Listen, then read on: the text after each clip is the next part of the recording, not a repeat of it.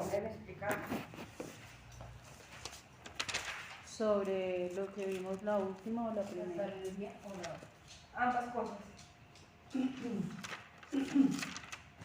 Lo del profeta y lo de la sabiduría.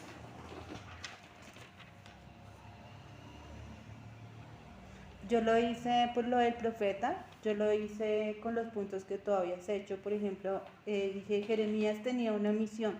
En Mateo 28:19 dice que por tanto ir a ser discípulos en todas las naciones, y esa es la misión que nosotros tenemos. Es como el paralelo entre Jeremías y Maribel. La otra fue su ministerio era impopular. La vida de los apóstoles, Pablo en 1 Corintios 4 y en Juan 16:33 dice, vamos a tener aflicción, pero confiar, Jesús venció al mundo. Ese es como el paralelo que yo hice. En su época hubieron falsos profetas. La palabra dice en Mateo 24:24, se levantarán falsos profetas y harán grandes señales en esta nuestra época. Como cuarto punto dice, desde el vientre fue escogido, que están los versículos en el capítulo 1, del 5 al 8 de Jeremías. En el Salmo, en Isaías 49 dice, y ahora dice el Señor, el que te formó desde el seno materno para ser su siervo, para hacer que Jacob vuelva a él y que Israel se reúna con él. Ahí está hablando de nosotros. Dios nos formó. Cuando tú hablas, tú nos has enseñado que cuando se habla de Jacob, de Israel, está hablando de nosotros mismos. Dice, en 1 Pedro 2:9 dice, más vosotros sois linaje escogido, que esa es la parte donde dice que Dios escogió a Jeremías. ¿Sí me explico? Sí. Entonces acá Lo lleva a ser paralelo con el apóstol Pedro. Sí, a la vida de nosotros. O sea, cada punto lo puse así. Entonces, en uno dice, Dios lo conocía, está en el capítulo 1 de Jeremías al 5, en el versículo 5 dice, en Juan 10:4-16 dice, yo soy el buen pastor y conozco mis ovejas. Habla de Jesús y habla de nosotros como ovejas. Dice en el punto sexto, dice, los separó. Cuando habla de separación, habla de santidad, apartado para Dios, para un uso exclusivo. Entonces, a Jesús consagrar su vida por la iglesia, al aceptar nosotros su sacrificio, debemos consagrar nuestras vidas y nuestros cuerpos como un sacrificio vivo. Esto está en Romanos 12:1. Cuando habla de que Él fue consagrado, nosotros también somos consagrados y nosotros también debemos consagrarnos. En el punto 7 yo puse, lo constituyó. Constituir significa asignar, otorgar, dotar a alguien o algo de una nueva posición. En Efesios 4:11-16 dice, y Él mismo constituyó a unos apóstoles, a otros profetas, a otros evangelistas, a otros pastores y maestros. Entonces ahí es donde habla de que Dios también nos constituyó a nosotros como pastores, como profetas, como maestros. En el punto 8 decía, lo envió. Eso está en el versículo 7 del capítulo 1. Es una acción de enviar. En Marcos 16:15 dice, Jesús les dijo, vayan por todo el mundo y prediquen el evangelio a todas las naciones. O sea, nos dijo a nosotros. Le ordenó, que también está en el versículo 7 del capítulo 1 de Jeremías. En Juan 15:14 dice, vosotros sois mis amigos si hacéis lo que yo os mando. En Juan 14:21 dice, el que tiene mis mandamientos y los guarda, ese es el que me ama. Y en Juan 15:17 dice, esto os mando que os améis los unos a los otros. Ahí es donde habla de que Dios está dando una orden y nos la está dando a nosotros. Como punto 10 dice, lo animó, verso 8. Cuando habla de animar, dice de una fuerza o energía para resolver o emprender algo. En Josué 1:9, Dios da la orden y también nos anima a que seamos fuertes y valientes, que no nos asustemos, que no nos desanimemos, porque Jehová está con nosotros, estará contigo donde quiera que vayas, o sea, para nosotros. Y ya como punto 11 dice, habló a través de él, verso 9 del capítulo 1 de Jeremías. En Marcos 13:11 dice, no debo preocuparme por lo que voy a decir, porque el Espíritu Santo me dirá qué debo decir. Obviamente yo tengo que alimentarme, porque de lo que yo me alimente es lo que Dios va a traer a memoria para transmitir. En el Salmo 81:10 dice, yo soy el Señor que te hice subir de la tierra de Egipto, abriré tu boca y la llenaré. Ese es como el paralelo que yo puse, ¿está bien? Está bien, sí está bien. La forma de hacerlo está bien. Y lo de la sabiduría. De la sabiduría pues encontré demasiadas cosas, pero a ver qué puedo decir. Tú decías que buscáramos como palabritas, como qué palabras, bueno, de sabiduría, dice alguno de vosotros tiene falta de sabiduría. Bueno, sabiduría no es un conocimiento intelectual o especulación filosófica, sino una comprensión espiritual del propósito de las pruebas.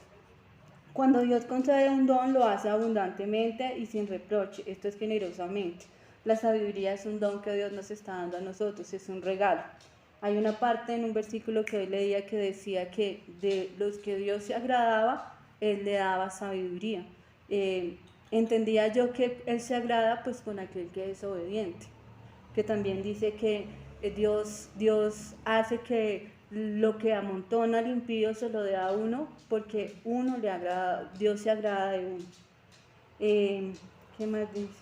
Refiriéndose a sabiduría en el griego quiere decir sofía, habilidad en algo, en las cuestiones de la vida, sabiduría práctica en la administración, sabia, demostrada en el trazo de los mejores planes y en la elección de los mejores medios, incluyendo la idea del juicio sensato y sentido común. Cuando habla, porque tú nos decías que estudiáramos Santiago 1 al 8 y que cogiéramos como las palabritas que resaltaran, entonces cuando habla de pídala que Él la da abundantemente, me impactaba porque decía que no es solo pedir, sino mendigar, que es implorar, que es solicitud. Lo asimilaba yo como la palabra cuando dice clama a mí que yo te responderé, y el clamor o implorar o mendigar no es algo que se hace pausadamente, es algo, cuando habla de mendigar está hablando, hay una parte en la palabra donde dice bienaventurados los pobres porque ellos verán a Dios. Cuando habla de pobreza, habla de esa pobreza espiritual, de que yo necesito llenarme, o sea que yo soy pobre en espíritu y Él es el que me llena. Ahí para, digamos, como para complementar un poquito, eso tiene que ver como cuando la mujer sirofenicia, ¿se acuerdan? Sí, señora. Y tiene que ver también con el ciego Bartimeo, cuando a ellos, ustedes saben que a ambos los querían callar, pero el clamor por lo que necesitaban de parte de Dios era un clamor que era imparable. Es así lo mismo, porque dice, ahorita vamos a ver, la sabiduría clama por las calles.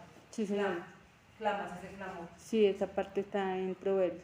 Cuando habla de la palabra reproche, en el griego es onedizo y se refiere como cuando los jóvenes se hacen burla por algún comentario, cuando se mofan, cuando vacilan, cuando titubean, contienden, discriminan. Y me pasaba porque él decía, pídala que yo la daré, está en reproche. Entonces ahí dice que Dios la va a dar a pesar de que Él sabe nuestra condición como pecadores, como nosotros nos hemos comportado, pero Él no se va a mofar, no va a contender con nosotros y no nos va a discriminar ni nos va a juzgar, aunque tuviera de pronto como toda la legalidad para hacerlo, porque Él nos conoce. Él dice, pídalo, que yo no voy a reprocharlo.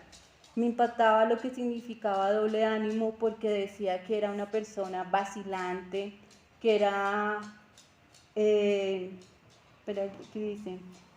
Vacilante en opinión o propósito, inconsistente. Entonces yo buscaba todas las palabras, flaqueando, inestable. Entonces flaqueado es vacilante, es dudar, es fluctuar, es debilitar, disminuir y reducir. Inestable es una persona que no se mantiene, es invariable o inestable en el mismo lugar. No, yo lo asimilaba que no era inmutable, o sea que no permanecía, como lo que tú nos enseñabas de que Jeremías era inmutable. Entonces para mí una persona inestable es una persona que no es inmutable. Por ejemplo, leía yo, cuando se pierde la riqueza, nada se pierde. Cuando se pierde la salud, algo se pierde. Pero cuando se pierde el carácter, todo se pierde. Inestable habla de carácter. Entonces esa parte me impactaba harto.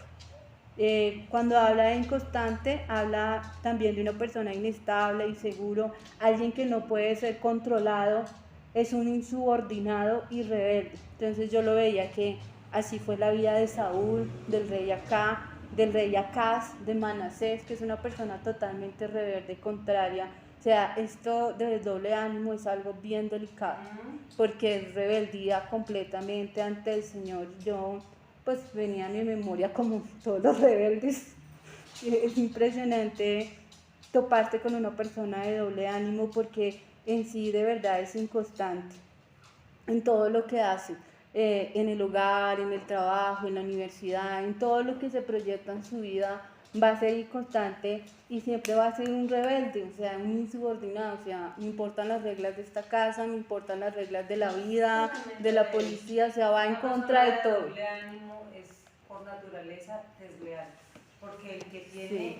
el que es inmutable es leal o fiel de acuerdo a la definición original que dice que es una columna, es algo que es fuerte, que sostiene. Cuando alguien es de doble ánimo no tiene esa capacidad de sostener, de sostenimiento, tiene doble ánimo y entonces por lo tanto es desleal. Entonces uno encuentra en consejerías cuando uno habla con hombres donde dicen esta semana me sentí muy bien con mi señora, con mi esposa, porque no peleábamos, porque no sé qué. Y esta semana tuve la fuerza para no llamar a la otra fulana. Y pude sostenerme esta semana sin llamarla y uno dice... Tanto daño que le hace a la persona que la... Le está haciendo daño a ambas. Sí, a ambas, pero... Está dañando a ambas personas. Y eso se lo dicen en un consejería y uno dice, Dios mío, ¿cómo una persona tiene el descaro de decirle eso a uno? En consejería, un varón que diga eso a su señora, que diga eso a su esposa, yo digo, hombre, es una persona desleal. Porque no es inmutable. Cuando una persona es leal, simplemente su sí es sí, su no no, y es firme, es inmutable, es inamovible, pase lo que pase. El que es de doble ánimo, el que se mueve por emociones es desleal por naturaleza, el que un día quiere estar acá, pero de pronto no se siente tan a gusto que otro día quisiera estar allá, y cuando está allá tampoco se siente a gusto, y luego va a otro lado, ella tampoco ¿y a dónde va? Hace un caos. Van huyendo de todos los lugares. Hace un caos, o sea, porque va y uno, bueno, digamos, con la pareja se hacen planes, se sale adelante, pero en un momento la persona es tan inestable, tan inconforme que al final derrumba todos los sueños, todos los anhelos y deja perdido todo el esfuerzo, todo lo que se siembra. Entonces me parecía, esta parte me impactó mucho. Y cuando hablaba de Proverbios 2, 3 al 7, bueno, muchas cosas me impactaron, pero mi enfoque fue sobre el temor. Cuando habla del temor, habla del temor reverencial que ya hemos visto. Entonces, de las partes no voy a leerlo todo, pero voy al menos leer los títulos. Cada título tiene su cita bíblica. Dice que el temor reconoce las buenas intenciones de Dios. Este temor también es producido por la palabra de Dios. En el Salmo 119, 38 dice, confirma tu palabra a tu siervo que te teme. Esa palabra me gustaba mucho. Además, otro punto es, además, es identificado como la sabiduría, que es donde nos habla de que, y dijo al hombre, he aquí que el temor del Señor es la sabiduría y el apartarse del mal es la inteligencia. Está en Job 28, 28. Otro de los puntos del temor dice, se puede perder este temor al Señor a causa de una situación de desesperación. Puede ser enfermedad, puede ser luto, o sea, cuando la gente no está bien afirmada en el Señor, un momento de dolor, de pérdida, puede hacer que una persona pierda el temor al Señor.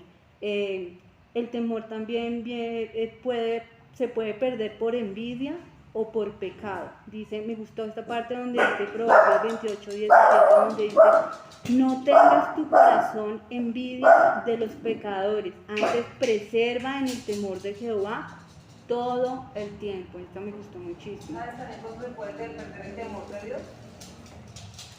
Cuando hay una necesidad que la persona no tiene la fe suficiente para entender que esa necesidad la puede suplir solamente Dios, porque Él nos dará todo lo que nos falta conforme a sus riquezas en gloria. Cuando una persona es consciente de que la necesidad que tiene, como lo que tú hablabas la vez pasada del hambre, cuando una persona no es consciente de que esa necesidad la puede suplir Dios y que Él está en la capacidad y la riqueza para suplir mi necesidad en su momento, se puede perder el temor a Dios, convierto esas piedras en pan.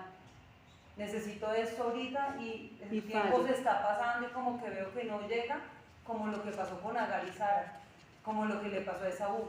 Se puede perder el temor a Dios justamente cuando una persona ve o no tiene la fe la confianza es suficiente en Dios y en sus promesas, en su palabra, para entender que de Dios proviene suplir mi necesidad en su tiempo.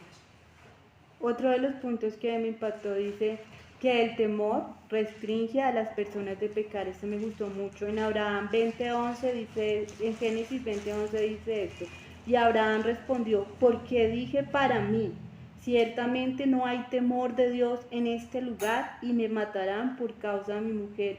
Y me impactaba porque es verdad, la persona que peca abiertamente es una persona que no tiene temor de Dios. O sea, yo lo veía pues en todas las circunstancias de la vida, lo que le decía a Marlene, o lo que les cuento a ustedes, la gente que se sube al carro y habla de tantas babosadas, de tanta basura, y no hay temor.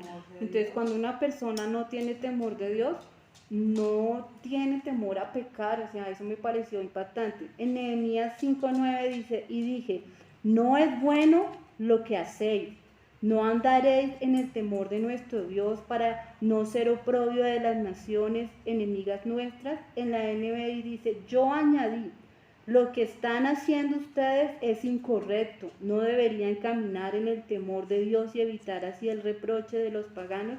O sea que sí o sí, el no andar en el temor de Dios es abiertamente desobediencia y va a traer oprobio y va a traer obviamente dolor a la vida de nosotros. Otro punto acerca del temor dice, ayuda a los gobernantes y a los jueces para que actúen con justicia.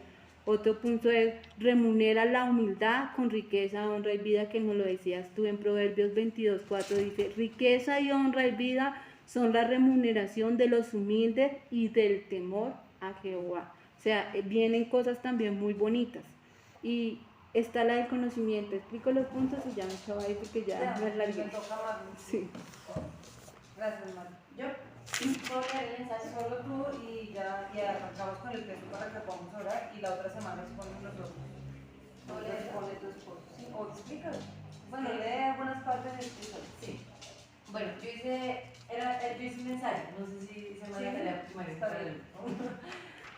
Bueno, mi ensayo, digamos que inicialmente hace como una introducción al contexto donde se estaba moviendo Jeremías y cómo se había separado Israel y ahora era Judá y demás. Entonces, digamos, voy a leer acá un pedacito. Jeremías comenzó su ministerio profético durante el año 13 del buen rey Josías y apoyó los esfuerzos del rey por reformar espiritualmente a la nación. Entonces, aparte de todo lo que hemos aprendido, me encantaba eso que leía de la reforma espiritual, porque muy pocas veces se habla de que de verdad necesitamos ser reformados espiritualmente por las malas costumbres que venimos trayendo y jalando, no solamente de nuestras familias, sino también de pronto de la misma iglesia. Sí. Yo veía como la tibieza de la iglesia de hoy en día. A mí me impactaba mucho cuando yo me hice cristiana, yo estaba en mi otro trabajo y yo empecé algo a predicarle a todo el mundo y todo, no, yo voy a una iglesia, y bueno, la mayoría iba a tomar su iglesia y todos eran cristianos, yo súper feliz, pero yo veía las conductas de todos y se iban para bares, muchas veces hacían el parche, se bajaban de la ruta en un bar, o sea, cosas que yo decía, pero no era cristiano, No es de o sea, cristiano, no ¿qué me me decían en mi iglesia. iglesia? Y gracias a Dios en ese momento, porque estaba de pronto muy nueva acá, logré guardarme en santidad porque eso pasaba, lo que decía la pastora, como que no soltaban a Dios, pero el mundo seguía siendo parte de su vida. Entonces, eso no es ser cristiano. Y yo creo que de eso habla la reforma espiritual, de realmente ser radicales y guardarse para el Señor. Acá dice, de manera que el Señor le dijo a Jeremías que le advirtiera a Judá que a menos de que se volviera de sus caminos malvados y rebeldes, la nación experimentaría de repentino juicio y destrucción. Y es la misma realidad de hoy en día. A pesar de que el Señor Jesús vino a la tierra, murió por nosotros, entregó su vida, si nosotros realmente no vamos a Él y lo reconocemos como Señor, pues igual sobre la vida del pecador va a venir juicio. Pero aquel que se arrepiente de sus malos caminos, pues recibe la gracia y la misericordia. Bueno, acá escribía que en el libro de Jeremías podemos conocer el carácter del profeta, que aunque por muchos es llamado el profeta llorón, fue un hombre con un mensaje severo, pero con un espíritu sensible y un corazón quebrantado.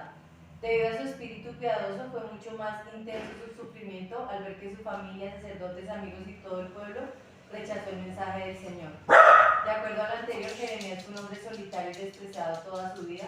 Sin embargo, eso no fue impedimento para que asumiera su llamado y lo llevó a ser uno de los hombres más osados y valientes de todos los profetas. Imparable ante la extrema oposición, con fidelidad cumplió y aceptó el llamado que Dios le dio de advertir a sus compatriotas de que el juicio estaba cerca. Él había sido fiel en advertir con anticipación que el juicio vendría a causa de sus caminos malvados. Yo veía y digamos que lo asociaba mucho de pronto cuando uno se arriesga a tener un emprendimiento o cualquier otra cosa, que uno no ve resultados pronto y uno desfallece de eso porque dice esto no sirvió, no fue la forma, no fue la estrategia, no. Jeremías nunca tuvo resultados y él nunca dejó de cumplir su propósito. Yo aquí más adelante lo asociaba a lo que un día el pastor, a mí eso o sea, todavía lo tengo muy presente, de que una de las características del buen evangelizador era la compasión por las almas, que si uno no tenía compasión era imposible como lograr resultados en el evangelismo. Y Jeremías tenía esa compasión por todo el pueblo, a pesar de que él veía esa rebeldía de todos ellos, a pesar de que él veía ese rechazo, porque yo leí una biografía de él y hablaba de esto, de que él sufría por el rechazo que le daban, no a él, sino al Señor, a la palabra. Y yo decía, wow, porque uno muchas veces se ofende, es uno, no me escuchó, no me puso atención, yo quería ir a ayudarlo, y no se da cuenta sí, y no se da cuenta uno que de verdad que y como está escrito, o sea, no me rechazaron a mí, te rechazaron a ti. Entonces creo que a veces uno es muy inmaduro y no tiene esa capacidad que sí tenía Jeremías de dolerse por el corazón de Dios, porque nosotros sabemos, somos conscientes que aunque el Señor es fuego consumidor y no le suplica amor a nadie, sí se duele de ver que su creación y lo que él más amó, porque él puso tanto en el hombre, le pague o le retribuya en tanta rebeldía a él. Entonces me aprendía mucho como de esa parte de que debo también ponerme como en los pies del Señor y sentir ese dolor. Yo me acuerdo mucho y también bueno, esto no está acá, pero se me vino a la mente. Cuando yo quedé embarazada, yo no tenía miedo de mi papá, no era miedo, era causarle esa decepción. Causarle la decepción porque yo siempre, es la verdad, he sido como la hija favorita de mi papá. Eso es algo que siempre ha sido muy evidente y sería yo mentirosa al negarlo. Y siempre decía eso de decepcionarlo, o sea, era lo que más me dolía, no era como ese miedo, sino decepcionar su corazón. Y un día me acuerdo tanto que estaba orando y el Señor me ponía ese sentimiento en el corazón de Él. O sea, que si yo actuaba mal, no iba a decepcionar ya el corazón de mi papá, sino iba a decepcionar el corazón de mi Señor, que pues es mucho más importante. Y creo que nosotros debemos tener y caminar guardándonos en no decepcionarlo, cumpliendo el llamado, porque Jeremías nunca se basó en sus resultados, en su éxito, por llamarlo de cierta forma, sus estadísticas, sino en cumplir lo que el Señor le había dicho, fuera lo que fuera. Bueno, creo que en general el mensaje tiene ese enfoque de que cumplió su propósito a pesar de. La conclusión dice, nuestra relación con Dios debe ser nuestra mayor prioridad. Alimentar nuestro espíritu debe ser aún más importante que alimentar nuestro cuerpo. Obedecer a Dios debe ser una ley de vida para nosotros. Y en cuanto a la sabiduría, pues Mari ya dijo mucho de los significados que yo tenía, pero de Proverbios, de Proverbios me impactaba mucho un pedacito que decía, yo sé que la pastora nos había enseñado esto en algún momento. En Proverbios, bueno, lo voy a leer todo, dice, si clamara la inteligencia de la prudencia eres tu voz, si como la planta la buscares y la escudriñares como a tesoro, entonces entenderás el temor de Jehová y hallarás el conocimiento de Dios, porque Jehová da la sabiduría y de su boca viene el conocimiento y la inteligencia. Él provee de sana sabiduría a los rectos, es escudo a los que caminan rectamente. De Proverbios lo que más estudié fue sana sabiduría, porque sana sabiduría, aquí no anoté la palabra lo que traduce, pero la sana sabiduría es la sabiduría que viene directamente de Dios.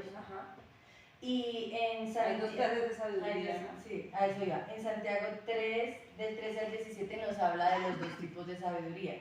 La sabiduría que es como terrenal, que dice que es una sabiduría terrenal puramente humana y diabólica. Ajá.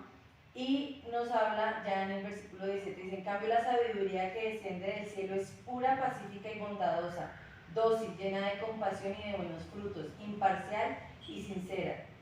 De esta es la sana sabiduría que nos... Ah, bueno, esta es una conclusión que yo puse. Entonces, en Santiago nos habla que era algo que decía Mari que también me impactaba mucho de pedir, porque habla de clamor. En la Biblia decía que hay muchas traducciones de pedir, pero que en este punto se habla de un clamor, y el clamor es un clamor casi a llanto, es como una necesidad. Y yo veía como en Proverbios habla de esa necesidad. Pero el don de la sabiduría, de la sana sabiduría, solamente puede venir a través del Espíritu Santo, del fruto.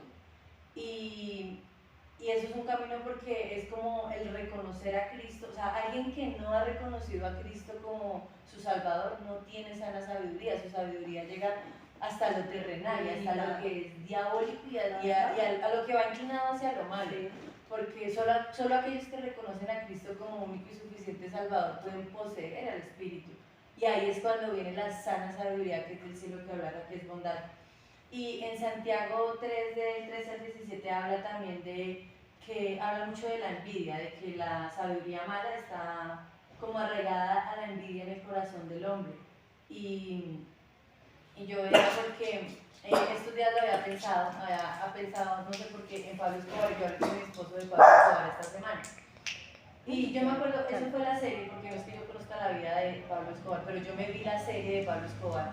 Y me acuerdo tanto que a él lo mostraban como un niño que era muy pilo, esos niños que no se ganaban por nada, ¿no? Y yo decía, esa es la sabiduría diabólica. Pero es esa sabiduría que en medio de todo sí lo lleva a uno a algo, porque es sabiduría, o sea, la sabiduría igual no deja de ser sabiduría. Con malicia. Pero a lo que voy es que todo iba movido por un mal sentimiento de su corazón, ¿sí? Una mala motivación. Una mala motivación, exacto. La sabiduría de Eso Dios cambia todo, la motivación sí cambia todo. La sana sabiduría de Dios habla de de unas características de bondad, de amor. Entonces yo creo que uno debe analizarse. Un momento. Dice la Biblia que el Señor conoce las intenciones. Del corazón. Eso es lo que Marley está diciendo. Intención. La intención cambia todo. No es el sí lo que se hace, sino el por qué se hace. No es el qué, sino el por qué. Por eso Dios no mira el qué, Dios mira el por qué. Yo le decía a Sara, hoy hablábamos con Sara justamente de Marta y de María.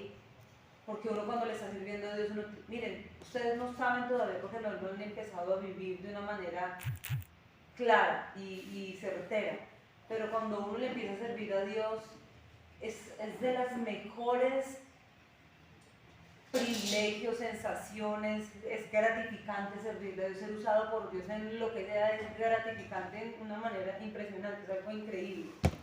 Yo les decía, uno empieza a servirle a Dios y uno nunca puede enamorarse del servicio, porque es enamorador, o sea, uno lo enamora servirle a Dios, pero nunca uno puede basar su amor en el servicio de Dios, sino a Dios. Porque en ese momento hablábamos de lo que era Marta y María. El ejemplo más claro que tiene la Biblia, Marta y María, una atareada del quehacer y otra simplemente a los pies del Señor. La intención es lo que cuenta, es lo que tú estás hablando ahí. Ya, perdón que te interrumpí. Sí, y entonces, bueno, con ese ejemplo lo que iba, no porque Pablo Escobar sea un ejemplo a seguir, sino que de todas formas en su mundo fue una persona que logró mucho. Que sí, yo creo que los narcos sí, para ellos es su ejemplo a seguir. Es nombrado en todas las películas, por lo menos. Las películas gringas la nombran en todo lado, hasta en las europeas y lo nombran para todos. Sí, es verdad, pero si uno se va a ver, Pablo Escobar, todavía las secuelas de su mal proceder nos sigue pegando, o sea, nos sigue dando. Cuando uno deja de exportar una sabiduría diabólica, puede generar de verdad y a razón, pero también así mismo pasa con la sabiduría divina, la sabiduría del cielo. cuando es una sabiduría que uno sabe administrar, que uno sabe aplicar y que uno sabe contener, porque nosotros somos vasos que Dios puede dar muchas veces, pero eso lo aprendí hace un tiempo, a veces Él nos da, pero nosotros no contenemos, como que somos esos fisurados que dejan ir todo y no contenemos. Así mismo, si la logramos contener en nosotros y ponerla en práctica, podemos impactar al mundo como lo hizo este hombre negativamente. Algo así que también me impactaba mucho de Santiago era la parte que decía, ¿dónde está Santiago? Ay, como que no lo tengo copiado todo. Pero pida con fe no dudando porque bueno, acá dice, pero pida con fe no dudando nada porque el que duda es semejante a la onda del mar que se arrastra por el viento y es echada de una parte a otra. No piense pues quien tal haga recibirá alguna cosa del Señor.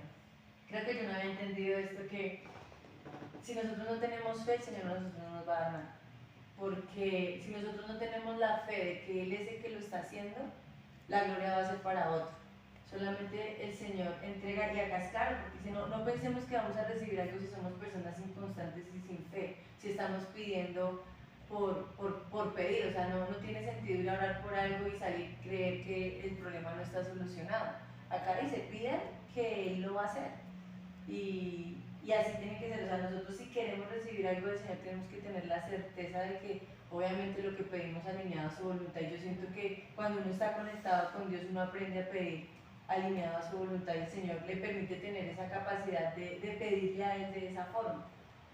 Y el que no está conectado con Él va a tener falta de fe, y por eso es que no recibe tal vez muchas veces lo que necesita. Espectacular, genial. Veíamos tres cosas: sabiduría, prudencia y ciencia. Y la ciencia, esa sabiduría de Dios, ya hablábamos la semana pasada, que proviene de la intimidad con Dios, ¿se acuerdan? La ciencia viene, el conocimiento viene de esa intimidad con Dios. Entonces lo que ustedes hablaban ahora, en cuanto a lo de la sabiduría, gente como Hitler, gente como Pablo Escobar, que ponía el ejemplo Marlene, gente que tiene una sabiduría carnal y diabólica, que están tan convencidos, a sí mismos se han convencido de que lo que hacen está bien y lo justifican, cauterizando su conciencia, o sea, se mutilan, porque hay una parte de la conciencia que es la que el Espíritu Santo usa para hablarle a toda la raza humana, pero cuando una persona se enceguece y se va de frente contra la luz que es Dios, de frente contra su voluntad, esa persona cauteriza, o sea, chamusca, amputa su conciencia al punto de que ya hacer las cosas mal para esa persona es sencillo, no está mal. Por lo general la mayoría de sociópatas son, como lo hablábamos con Nicolás, y lo perfilan los psicólogos y psiquiatras, los perfilan como gente demasiado amable, gente muy carismática, gente que tiene esa habilidad para llegar a la gente, para empatizar entre comillas, ayudando a otros. Y muchas veces cuando son descubiertos, los vecinos dicen, pero yo viví hace muchos años, tenía su hogar, su esposa, nunca se mostró así. Caso Ted Bundy, por ejemplo, carismático, hasta simpático, uno que fue a un reality show en la década de los 70, ¿cómo se llama ese? ¿Richard? No. Bueno, otro psicópata, así, un asesino serial impresionante. El tipo estuvo en un reality de citas y fue el que salió ganador, porque el tipo era un elocuente, era súper gracioso, súper carismático, y es gente que, aunque aparenta ser empática, es apática. Gente que empieza maltratando a los animales, gente que empieza lastimando, gente que tiene esa malicia, como tienen esa malicia tienen esa sabiduría diabólica para conseguir las cosas, que tienen como esa suspicacia, esa picardía para lograr ciertas cosas. Y de igual manera ese espíritu crece con las personas. Crece. Ustedes saben que Hitler era una persona que era impopular, y de ser impopular ese espíritu creció con él, y con él no solamente creció, sino que arrasó un poco de gente. Y así, cada dictador que hemos visto, cada sociópata es lo mismo, poseen esa sabiduría. Ahora, en cuanto a nosotros, como hijos de Dios, sí se necesita una reforma, es verdad. Y la única manera de nosotros acceder a esa reforma es por lo que dice la palabra que acabo de leer Marley en Proverbios, y arrancamos con esto para dar los puntos que vamos a leer. Proverbios, vuelvo y lo leo, Proverbios 2, 3, 7. Proverbios 2, 3, 7 habla del clamor, lo que ustedes han hablado. Es ese deseo tan ferviente, tan genuino, que sale en un clamor, una necesidad más allá de la fuerza que tiene la persona, donde la persona siente que, como Bartimeo, que a pesar de que voces contrarias quieran callarlo, la persona sigue clamando. La Biblia dice, clama a mí, justamente en el libro de Jeremías. ¿Y yo qué? Y yo te responderé. Y yo te responderé. Y te Te enseñaré. ¿Y qué es lo que dice que nos va a enseñar? Cosas grandes y No ocultas. conocemos. Imagínense. Eso tiene que ver directamente con la sabiduría. Y ese es un versículo clave dentro de lo que es sabiduría con respecto al profeta Jeremías. Es la revelación que se le entrega al profeta, donde el Señor le dice, clama a mí y yo te responderé, yo te enseñaré, yo te guiaré, yo te daré sabiduría, que es el conocimiento de esa sabiduría. Y lo dice acá en Proverbios 2:3, donde dice, si clamares a la inteligencia y a la prudencia dieres tu voz. O sea, a la prudencia darle la voz. ¿Por qué? Porque para nosotros es más fácil caer en la insensatez de hablar babosadas. Es tanta en la imprudencia, hablar cuando no tengo que hablar, decir lo que no tengo que decir, hablar de cosas que yo desconozco. Por eso se dice que la ignorancia es demasiado atrevida. Y dicen, no lo dice la Biblia, pero dicen politólogos, estudiosos, historiadores, gente con principios, gente sin principios, repiten mucho esta frase y es real. El que ignora su historia está condenado a repetirla. El que la ignora. Por eso se dice que la ignorancia es atrevida. Entonces dice, si a la prudencia, no a la imprudencia. Imprudente es aquel que habla lo que no le corresponde hablar. Imprudente es aquel que ve el secreto de otro y lo expone públicamente y aún le añade. Imprudente es aquel que no sabe parar cuando un semáforo está en amarillo y que se lo quiere acelerarse y pasárselo corriendo porque la luz está en amarillo, cuando la luz en amarillo indica una señal de ve frenando, detente, ve frenando, ve bajando la velocidad, porque el hecho de que esté en amarillo no quiere decir que es el último envionazo que yo le doy para pasarme antes de que el rojo, en mi cola pegó el rojo, en la parte de atrás pegó el rojo, pero yo voy raspando. No, el amarillo es esa voz de alerta que me dice ve frenando. Esa es la prudencia. La imprudencia, ¿qué te hace? Amarillo, me lanzo y puedo accidentarme y accidentar a otro. Esa es la imprudencia. Dice, mi voz a la prudencia, mis palabras a la prudencia, porque dice, y esto está en nosotros, ¿saben? Esto es un atributo comunicable de parte de Dios que en su misericordia nos compartió. Es en su misericordia que el Señor nos compartió este atributo. No lo merecemos, pero sin embargo en su misericordia nos lo compartió. Dice que Él sostiene por su palabra todo lo que existe.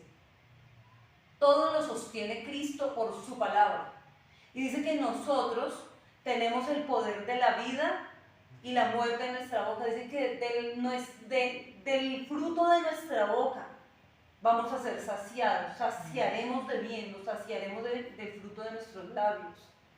Quiere decir que el Señor a nosotros sí nos permitió ese atributo que solamente está en Él, pero que en una cierta medida a la raza humana le fue comunicado para que use la boca para llamar a la existencia lo que no existe, para llamar a la vida lo que está muerto, para llamar al sostenimiento aquello que se está desplomando. Por nuestra boca también, cuando aplicamos lo que es la prudencia, como dice este texto. Luego dice, si como a la plata la buscares, tiene que ser una búsqueda incansable. Si una persona tiene que pagar un compromiso, si una persona responsable, sensata y cuerda, porque no hablemos de gente que es vaga y que le importa 5 sus compromisos. O sea, de esa gente vemos que hay gente que aún teniendo el dinero en el bolsillo es 17 de agosto y no son capaces de cumplir con algo que tenían que pagar el 1 de este mes. Hay gente así. Entonces no hablamos de ese tipo de personas, hablamos de una persona sensata. Como a la plata le buscares. Cuando una persona habla de plata, habla del metal precioso, pero el metal precioso equivalía a dinero. Si como a la plata no hay uno solo que teniendo una responsabilidad que no va a ser suplida por otro, sino por su propio trabajo, se quede tirado, tendido en la cama, a menos de que sea algo de fuerza mayor. Alguien que tenga un compromiso no puede decir, no, como a la plata buscar. Dice, y la escudriñares como a tesoros. ¿Ustedes han visto los buscadores de tesoros?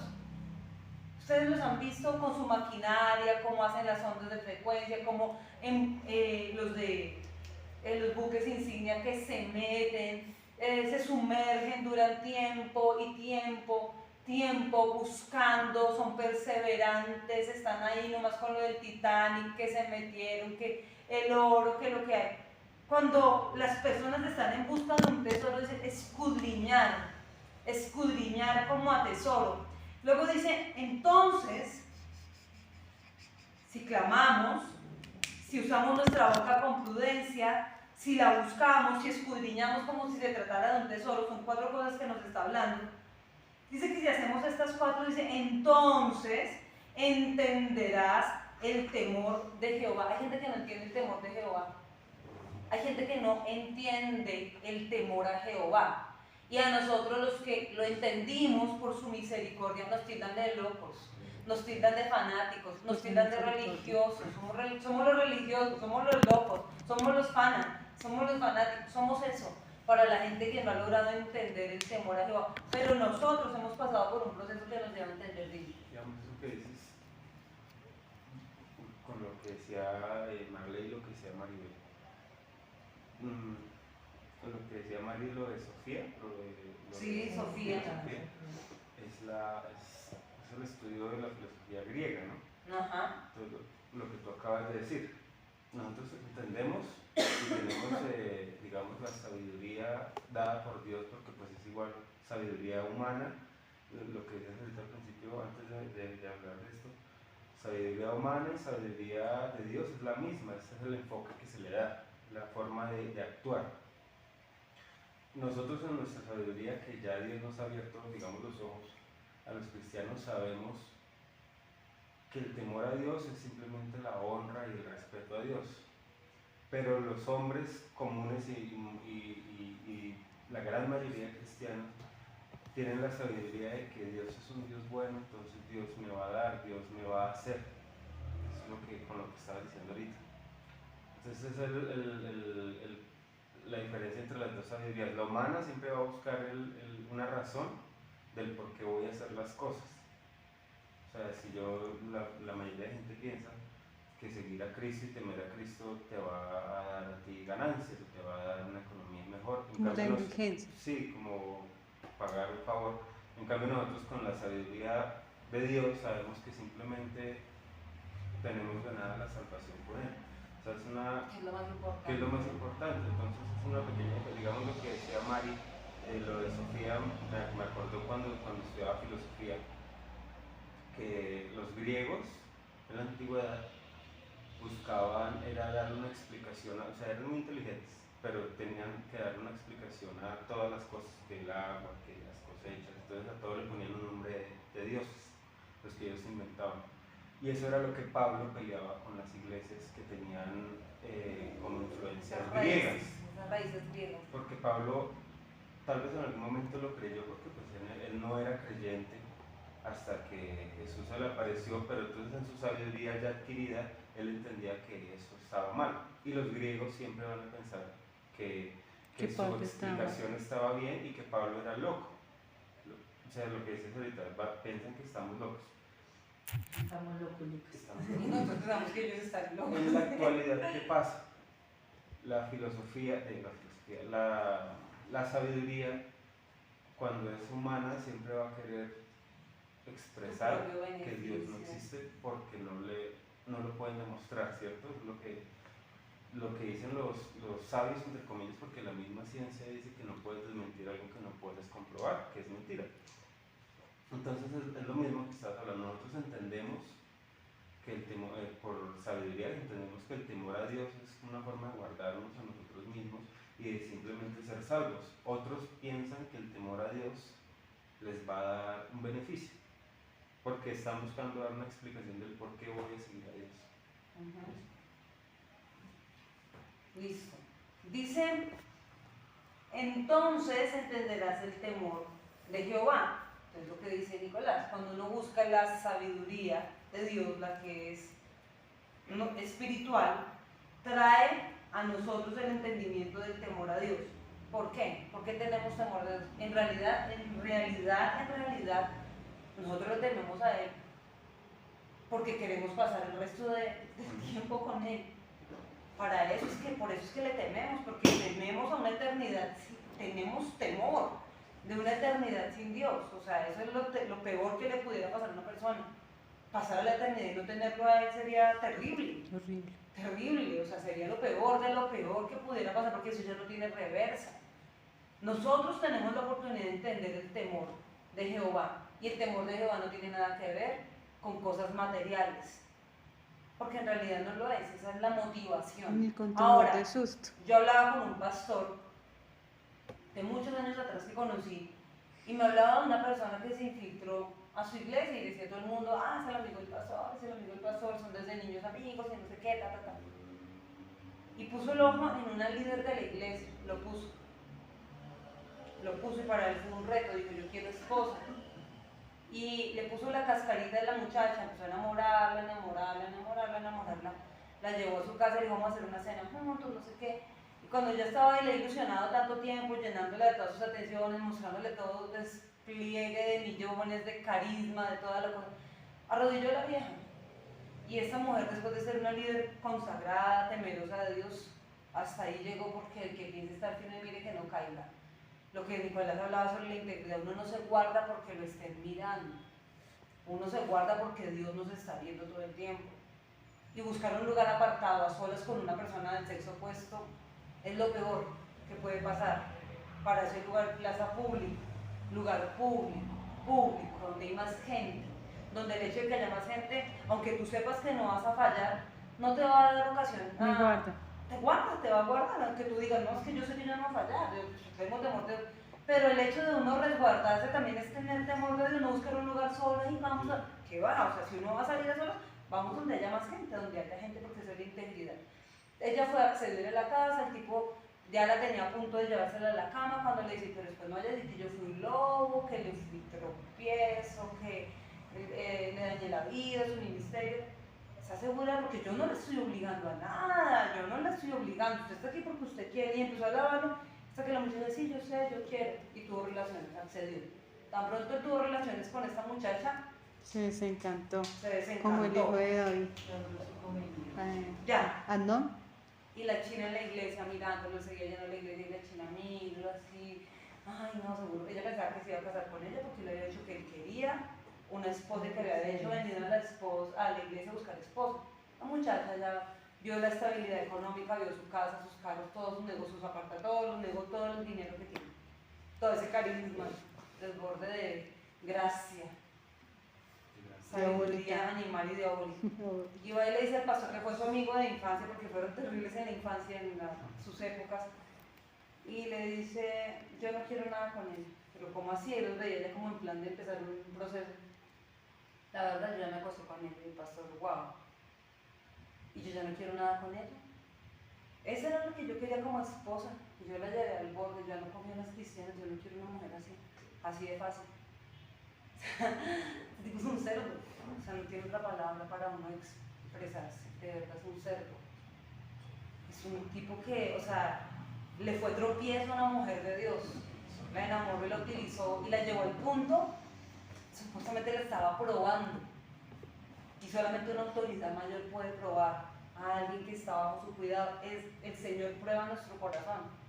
Una persona de autoridad prueba el corazón, como a Gedeón se le comisionó para probar, pero eso es algo dirigido por Dios.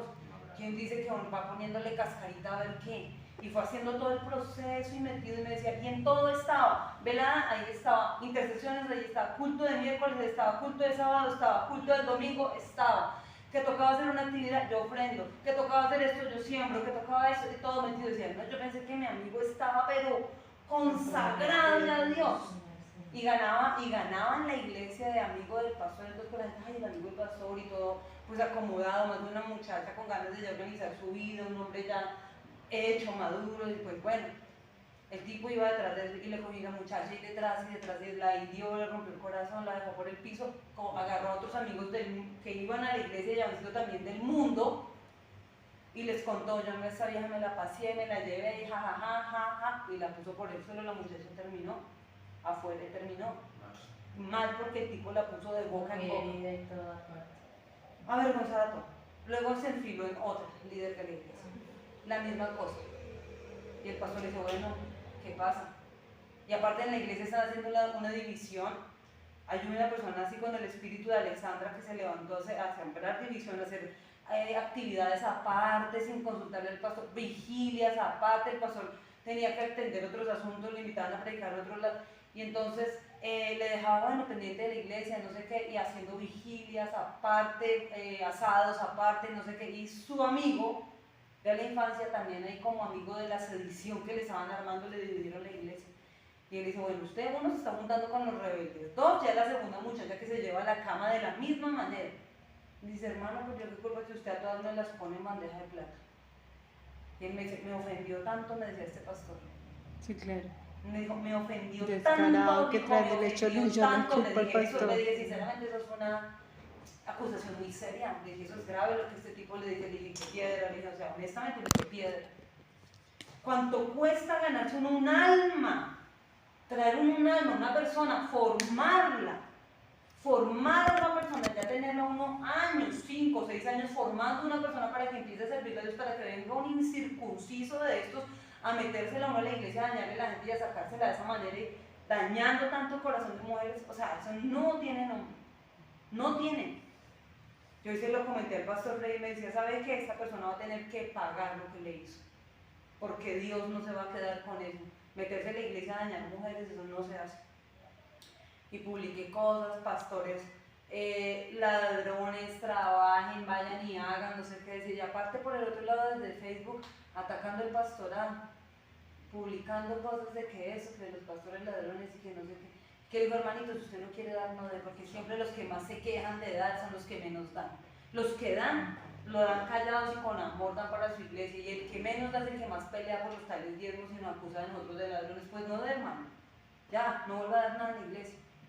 Porque sí, entonces yo veía eso y yo decía, qué sabiduría tan diabólica. Y me decía, de esa persona me decía, es que usted conoce a la persona, usted sabe, me decía esa persona, usted sabe cómo es. Y yo me ponía a analizar y yo decía, oiga, sí, entrando de chistecito, entrando de gracioso, muy stand-up comedy, muy carismático y muy chistosito, siendo chiste, siendo el alma de la fiesta, siendo el chistorete, después de todo. Yo decía, este payaso se metió para hacer el daño, y me dijo, usted sabe cómo es la persona. Usted sabe que donde llega su sanguíneo así alborotado, usted sabe que llega y arma la fiesta, usted sabe que plata, usted sabe que llega y se hace notar, usted sabe que... Y me puse a pensar, le dije, sí. Dijo, pues eso es lo que usa para acercar las viejas. Me tocó decirle, aquí no vuelva por favor a mi iglesia, no vuelva a buscar otra iglesia. No vuelva a mi iglesia. Dijo, y ahí eliminar, bloquear, sacar absolutamente de todo. Y yo me ponía a pensar, qué sabiduría tan diabólica, cómo una persona puede durar tanto tiempo, porque duró tiempo en esa iglesia, haga zapadito, enfilando uno, enfilando la otra, ya tenía a otra persona en vista. No, hombre. Entonces, imagínense ustedes hasta dónde llega eso.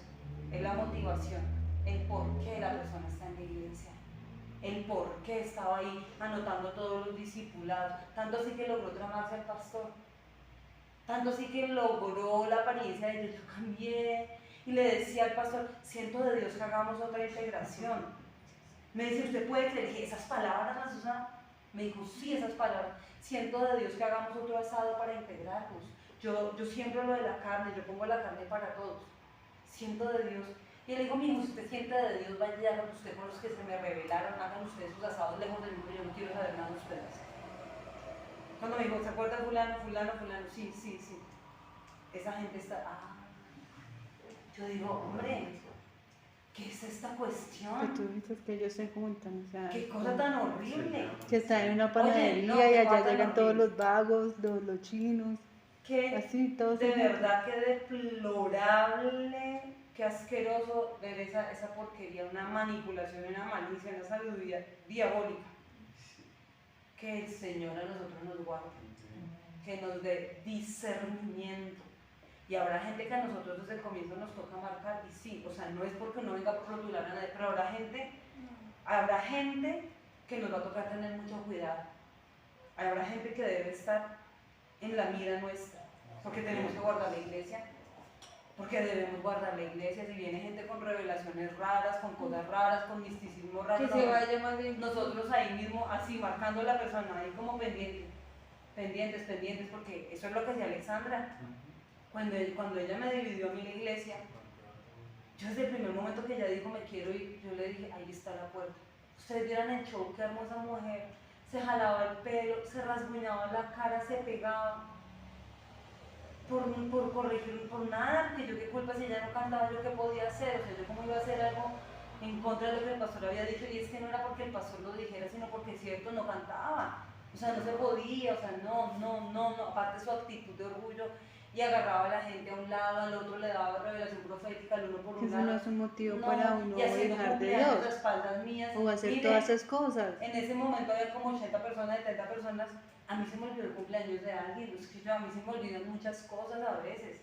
Y a mí se me olvidó el cumpleaños de X persona, y casualmente yo voy pasando por la casa de allá de Centro Mayor, Madrid, la casa donde hacemos las reuniones y Yo de recuerdo los que martes. te contaste. Yo voy Estaban en pasando por asado ahí o en y fiesta o algo vi así. los carros ahí, yo carro. Pero ahí no estaba yo. 3 carros de ¿Qué? la iglesia.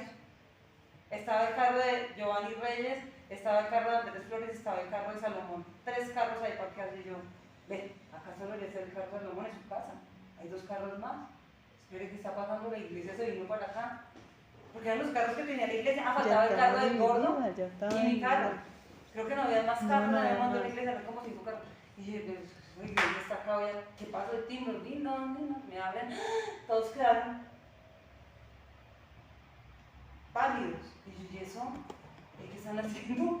Cuando veo la mitad de la iglesia, allá tenían torta, tenían música, tenían un asado, era de noche, estaban en un asado. El cumpleaños de fulano, es que, ay, tú no te acordabas, y yo, soy disco. Yo decía, si tú eres una persona fiel, me llama y me dice, mira, tal persona fulano de tal va a cumplir años, para que lo saludes ese día. Pero no arma una fiesta aparte, yo sí los entiendo, uy no, qué olvidadiza, terrible, no sé qué. El primer día que ella armó show de que se iba por eso, yo ese día... Fue lo mejor. Ahí está, sí, que me acuerdo que Oscar en su show y su parafernalia se paró así en la puerta, tú no te vas. Ay, sí, no. Horrible, no la dejó salir. Tú no te vas, tú y yo nos queremos, nos amamos, nos conocemos desde la universidad, siempre estuvimos juntos, porque antes rumbeaban juntos y se la pasaban de rumba en rumba los dos en todos los bares de la universidad. Y él así parado en la puerta y no la dejaba salir. Y yo le decía, hombre, déjala salir. ¿Cómo la voy a dejar ir? Ella no puede irse en ese estado, pues es que va con el marido y el marido se va a manejar el carro. Y en la puerta, y ella abría la puerta y él le tiraba la puerta. Y ella jalaba la puerta y él tiraba la puerta y yo era, Dios mío. Y yo era mirando ese show, ellos dos, y ella se jalaba y lloraba, y se me choneaba, y yo decía, ay, no, Dios mío, esta mujer le va a dar algo. Y yo, vaya y cálmese, tranquila, váyase. Me quiero ir de esta iglesia y me largo. Me voy, pues, a mamita ahí está la puerta. Entonces yo no puedo, o sea, en serio, yo no puedo. Yo no me voy a poner con esa que no. A mí me dicen, me voy yo. A mí me dicen así, como que me van diciendo hasta luego, y yo me voy para... ¿Es una decisión tomada? ¿Sí? Ok. Hasta luego, yo me paro y ya, chao. Así yo. Porque que me amenazan a mí de irse cuando yo sé que yo he amado, que una persona me diga, me voy. Ay, señora, con razón me siento mareada. Yo sí decía, estoy enferma. Yo también sentí como el Yo mareo. también me Sí, sentí mira. como cada rato siento mareo. Yo... Pues está fácil. Sí, esto está No, así, pero mira cómo está está uno. moviendo la Ah, esta. me llegó la Sí, alerta también. porque me acuerdo esta tarde.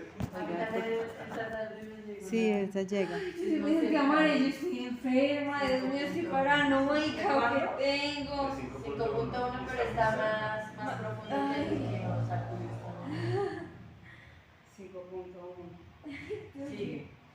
Sigue temblando. Yo hoy pensaba que lo voy a hacer este fin de semana. ¿Qué? La maletica con el pito, el agua y todas esas cosas. Y poner como el avisito de ruta de evacuación. Sí, es mejor. Pero si sigue temblando. Sí, está. No para. No, para. Qué nervios, ¿cierto? Está temblando mucho. Dios nos guarde, lo que te decía, Sí. que cuando llegue el momento que estemos preparados para irnos con el Señor todo el tiempo y ya no importa cómo sea, solo que nos vayamos con Él. Es lo que yo oraba esta tarde, yo, Dios mío. Seguimos. Nada. No, ya. No, ya. ¿Ya? Pues ya se estabilizó. Entonces, ¿qué les estaba diciendo? De la sabiduría De diabólica. De la división. Entonces, económica. esta muchacha tenía una sabiduría, Carnal y Diabólica. diabólica. se saca la cantidad de gente que se saca en la iglesia para que esa cantidad de gente termine en el mundo. Terminaron en el mundo, esas personas terminan mal de Dios. No, ¿Qué temor de responsabilidad? Dios, de nada. No hay temor de Dios. Diabólica, no había Entonces, temor de Dios para acá nada. dice, porque Jehová, dice, bueno, y hallarás el conocimiento de Dios. Hallar ese conocer a Dios. Porque Jehová da la sabiduría y de su boca viene el conocimiento y la inteligencia. Jehová da la sabiduría y de su boca viene el conocimiento y la inteligencia. ¿Cuál es la boca de Dios? La palabra. La palabra, su neusos, su espíritu. Vaya, ¿dónde podemos ver? Dice, Él provee de sana sabiduría a los rectos. Entonces a los que no son rectos, ¿qué sabiduría les permite? Dios dice que Él entrega a la gente a una mente reprobada. O sea, eso es terrible cuando una persona ya andan con sus hombres que andan con sus tangas y sus tacones y maquillados, ya tienen una mente reprobada. Ya andan bajo una mente que ha sido reprobada. A esas personas es muy complicado en realidad. Hay gente que ha cambiado, es muy difícil, pero hay gente que ha cambiado. Son poquitas. Ya tienen una mente reprobada porque Dios provee de sabiduría sana a los que son rectos. Y luego dice, Él es escudo a los que caminan rectamente. Él es el escudo. Entonces Dios es nuestro escudo cuando decidimos caminar en rectitud. Entonces vamos a dictar acá rápidamente para que podamos orar con las palabras del Salmo 118. Primero, la gloria incorrecta. No debemos gloriarnos de 2 puntos. Son 3 cosas. Esta es la gloria incorrecta, de lo que no debemos nosotros gloriarnos. Primero, de nuestra sabiduría. Me hacen el favor y leen todas las citas que les voy a dar a continuación. Dentro de 8 días, así como discutimos ahorita, vamos a discutir sobre estas citas y los dos que faltan tienen que exponer. Dice Isaías 29, 14, Primera de Corintios 1, 19. Entonces no podemos gloriarnos de nuestra sabiduría. Segundo, o B, de nuestro poder, porque con él no conseguimos nada. No podemos gloriarnos de nuestro poder. 1, no nos gloriamos de la sabiduría porque pues ya leímos que es sabiduría. 2, o B, de nuestro poder, porque de nuestro poder no podemos conseguir nada. Daniel 4, 28 al 33.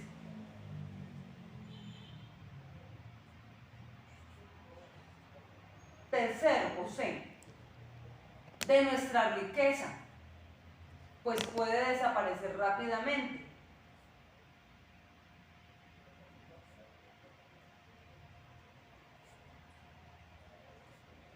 Segunda de Reyes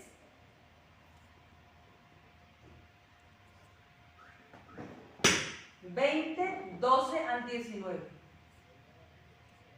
Tenemos acá 1, 2, 3, 4 citas bíblicas de 3 puntos.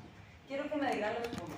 Entonces, ¿de qué no podemos gloriarnos? Son 3 cosas. De nuestra sabiduría. Isaías 29, 14, 1 Corintios 1, 19. poder. de nuestro No poder. somos nada. Ajá. Nuestra riqueza porque puede desaparecer la pena. Entonces van a agarrar estas 4 citas bíblicas y las van a estudiar.